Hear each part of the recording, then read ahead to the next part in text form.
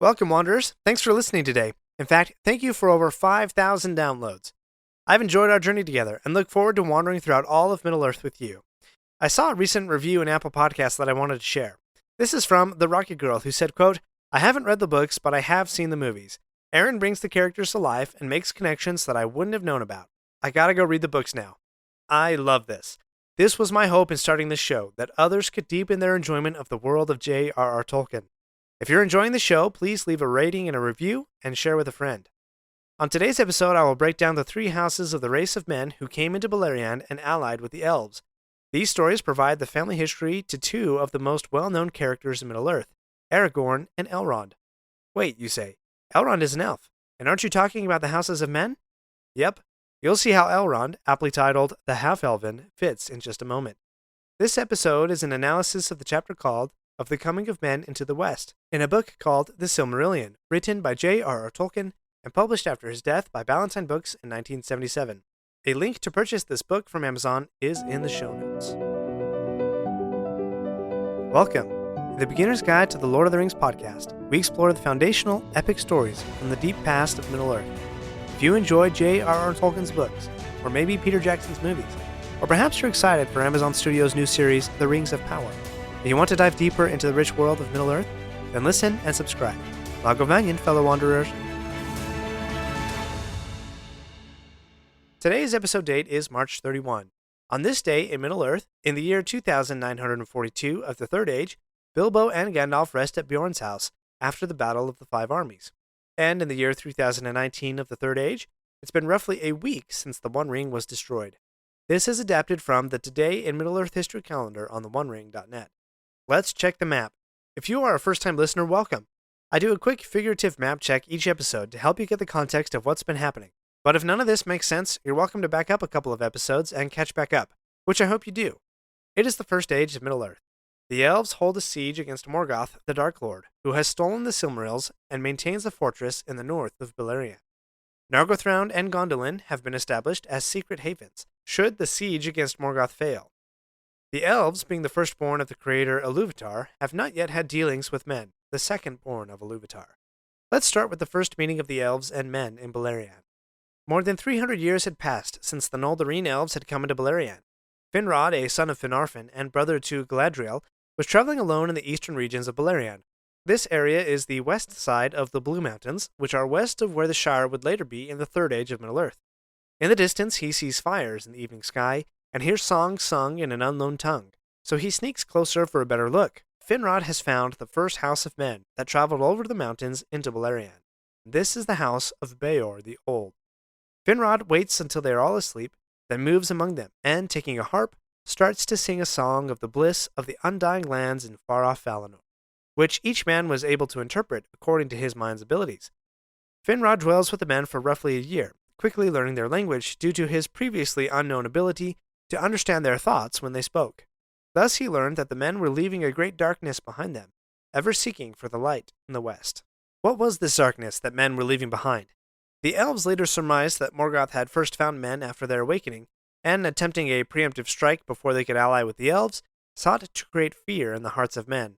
For, quote, to corrupt or destroy whatsoever arose new and fair was ever the chief desire of Morgoth. Now, the elves never fully learned what Morgoth's deeds and lies among the first fathers of men were, but they perceived that some fall of grace had occurred, similar to the elves' own fall from grace in the kinslaying. Remember that line I mentioned a few episodes back? This line is from a letter that Tolkien wrote to Milton Waldman, which is included in later editions of the Silmarillion. Quote, all this stuff is mainly concerned with the fall, mortality, and the machine. So, just as the elves had fallen, so did the men, though the details of that fall were not quite spelled out. This particular house of men, the House of Bëor, was forever loyal to the house of Finrod and his kin, since he it was who first taught them wisdom. Let's make a connection here. One of Beor's descendants is a man named Badahir. We'll dive into his story in a future episode, but for now, Badahir will save Finrod's life, and as a token of friendship, Finrod will give Badahir a ring. This ring will pass to Beren, whose powerful story we'll get to in just a couple of weeks, and eventually this ring passes all the way down to, you guessed it, Aragorn. It's the very ring that Wormtongue describes that Saruman recognizes in the Two Towers movie. But this isn't about that ring yet. We're talking about the House of Bëor, of which many thousands of years later, Aragorn is a descendant. The men of Beor's house are described as having dark or brown hair and gray eyes. Now, let's jump to the description of Aragorn when the hobbits first meet him as Strider in the Fellowship of the Ring. Quote, "He threw back his hood, showing a shaggy head of dark hair, flecked with gray, and in a pale, stern face, a pair of keen gray eyes." In fact, Aragorn's gray eyes are brought up quite a few times throughout the Lord of the Rings books. And fun fact, while run Aragorn's physical description that he inherited from his family history, because there are 2 strains of elven blood in his family lines, he would not have had a beard. As Tolkien wrote in later years, and as captured in Carl Hostetter's book, The Nature of Middle-earth, quote, "Aragorn and all his ancestors were beardless." So, Peter Jackson took some artistic license there, and if my vote counts for anything, which it doesn't, I much prefer a bearded Aragorn to a smooth babyface Aragorn. Without a beard, all those romantic scenes would be muted in their power, and he would have looked far less gritty when he opens the double doors to Helm's Deep in the 2 Towers. I love that scene, but I digress. One last detail to note about the House of Bëor. In Doriath, King Thingol is not happy about all the newcomers in Beleriand, and says that no man, even those of the House of Bëor who serve Finrod, will come into Doriath. But in her wisdom as a Maiar, Melian shares a prophecy with Galadriel, saying, quote, "One of men, even of Beor's house, shall indeed come, and the girdle of Melian shall not restrain him. For doom greater than my power shall send him, and the songs that shall spring from that coming shall endure when all Middle-earth is changed." Now, there's a lot to unpack here. First, I wonder why she chose not to share this prophecy with Thingol, but instead confided in Galadriel, which, if you think about it, Galadriel had a pretty awesome setup, being able to learn wisdom and be mentored by the demigod Melian.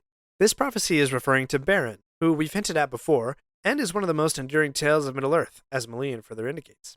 The changing of Middle-earth that Melian mentions refers to a colossal rearranging of the physical world that signifies the end of the First Age and start of the Second Age of Middle-earth, when the island kingdom of Númenor will have its prime day. And indeed, the Songs of Beren do endure into the Third Age of Middle-earth.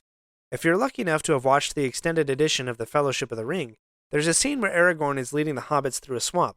He's singing a song at night while the hobbits sleep. Frodo asks what the song is, and Aragorn doesn't give a straight answer, but he is singing a song of Beren and Lúthien. So that's the House of Bëor. Many eventually settled with Finrod at the cavern fortress Nargothrond, or with Finrod's kin in the north-central land of Dorthonion, and they were faithful to the elves throughout the First Age. The second house of men to come into Beleriand was the House of Haladin. Originally ignored by the elves, they were attacked by a roving orc band and pinned against the corner meeting place of 2 great rivers, where at last they were saved by Codanthir, the son of Feanor. They eventually migrated west under the guidance of their female chieftain Haleth and protected an area of land northwest of Doriath. While their deeds of the First Age were valiant, these people are not really mentioned in any other histories for Middle-earth, and besides having names that remind me a lot of the Rohirrim, I can't really find any connections to them throughout the Lord of the Rings. So if you know of one, please send me an email with the reference to lordoftheringspodcast@gmail.com. We're not done yet. If you like this episode, please leave a review and share with your friends. And remember to subscribe if you haven't already. We'll be right back.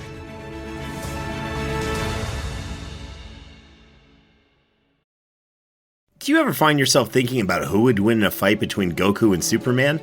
Hi, I'm James Gavsey, and on the Who Would Win show, me and my co-host Ray ignore anything important happening in the outside world and debate fictional battles between characters from comics, movies, and video games. We got a new show every week, and almost always am I the winner. Yeah, not true, Ray. In the past, we've discussed such matches as Captain America versus Darth Vader, Solid Snake versus the Iron Giant, classic matchups like RoboCop versus Terminator, and even the Muppets versus Sesame Street. That one was crazy. So if you're a fan of geek culture and love a spirited debate, check out the Who Would Win show wherever you get your podcasts, or check us out at whowouldwinshow.com. The third house of men who came into Beleriand and allied with the elves was the House of Barok. This was a large and slow-moving group, much like the third group of the elves, the Teleri. But unlike the Teleri, they marched in well-ordered rows, military fashion. They settled at first in central Beleriand, and initially viewed the elves more as friendly rivals than actual allies. At one point they were holding a council about where they should go, when one who appeared to be Amlach, one of the grandsons of Marach, claimed that the Valar in the west didn't exist, that the elves didn't want men around anyway, and that they should leave, and let the elves alone in their war with the Dark Lord, which many of the host resolved to do. However, Amalak soon returned, and denied that he had been at the council, and those who wanted to ally with the elves saw here that even the dark arts of Morgoth were at work among them. So this house eventually split, some going south, some returning east out of Beleriand, and some following Amalok into the north to the service of Maedhros, the son of Fëanor. A man of this house, Hador, eventually became the greatest king among the peoples of men. He was called Hador Goldenhead because he and his people had blonde hair and blue eyes. I call out Hador because from his line will come Turin and Nienor, also known as the children of Hurin, whose story together is one of the greatest tragedies in literature. Also from Hador will come Tuor, who will find his way to Gondolin, the hidden city. Tuor is the father of Arendil, a great mariner in the First Age and whose story is intertwined with the fate of the Silmarils. Arendil is in turn the father of Elros, the first king of Númenor, and Elrond of Rivendell. Yes, Elrond is indeed part elf and part man, and is given the moniker of Half-elven. We'll get into that story much later. For now, it's enough to call out that the mortal ancestors of Elrond came from the House of Marach. So those are the three houses of men who came into Beleriand and allied with the elves. Because they allied with the elves, the name Edain, which I talked about in a previous episode, was more narrowly applied from all men to just these three houses. The House of Bëor, from which we get Aragorn, the House of Haladin, and the House of Marach, from whom Elrond is descended. The men marched under their own leaders and flags, but were friends with the elves, and from them learned great wisdom and lore. The lives of the men who came into Beleriand were lengthened, mostly due to their association with the elves, particularly with the Noldor, who had seen the light of the two trees and lived in the blessed realm of Valinor.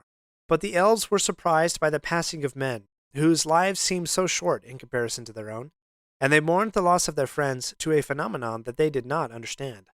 But Bëor, being the first great elf friend, actually, quote, relinquished his life willingly and passed in peace.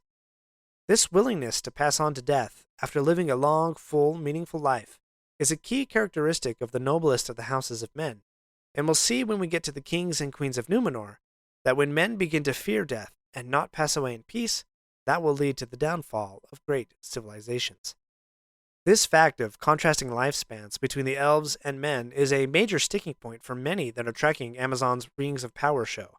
The writers of that show claim that they are condensing the timeline so that the human characters aren't dying off every couple hundred years.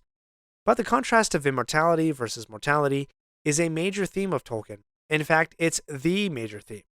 I'll quote that line again from the Waldman letter. Quote, all this stuff is mainly concerned with the fall, mortality, and the machine.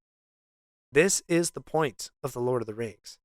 These are Tolkien's thoughts on such deep questions of the human soul, like how to live a meaningful life, even if it's short when compared to the immortality of the elves. How to leave a legacy that lives on through the generations of men, the passage of time, the downfall of civilizations, and upheaval of the world. How to dare great deeds, experience great tragedies, and find love, even in defiance of death and darkness. This is the essence of The Lord of the Rings. Thank you for listening. Please join me next week where I'll discuss the breaking of the siege and Morgoth's campaign to destroy the elves.